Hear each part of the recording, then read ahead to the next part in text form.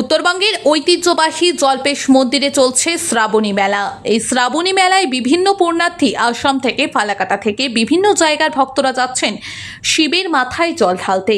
যাওয়ার আগেই চলছে ধূপগুড়ি থানার উদ্যোগে কড়া নিরাপত্তার মাধ্যমে নাকা চেকিং।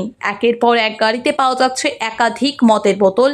সেই মদের বোতল তৎক্ষণাৎ মাটিতে ফেলে দেওয়া হচ্ছে, তারপর গাঁজার প্যাকেট মাটিতে ফেলে দেওয়া হচ্ছে। এক কথায় বলা যায়, পুণ্যার্থীদের নিরাপত্তার জন্যই শালবাড়ি ও জলঢাকা বসাক পেট্রোল পাম্পে চেকিং চলছে। কোনো গাড়ি থেকে যদি নেশা জাতীয় দ্রব্য থাকে তাহলে কুর্না চিটের পুলিশ প্রশাসন বারংবার বলছে দিয়ে দেওয়ার জন্য। যদি তারা পায় তাহলে বাজেয়াপ্ত করা হবে।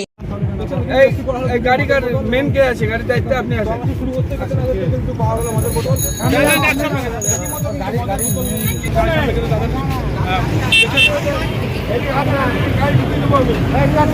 দুটো মদের বোতল কিন্তু ধরা পড়েছে এবং সেই ছবি আপনাদের বলছি কোথায় আসেন?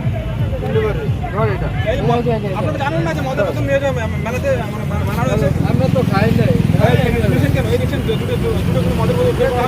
এবং চেকিং শুরু হতে না হতেই কিন্তু এভাবে পাওয়া গেল এবং ধূপগুড়ি থানার তৎপরতা এবং জলপাইগুড়ি জেলা পুলিশের নির্দেশে কিন্তু এই চেকিং করছে এবং মদ কিন্তু যারা নিয়েছে তাদের হাত ধরে জলে না নয় কেন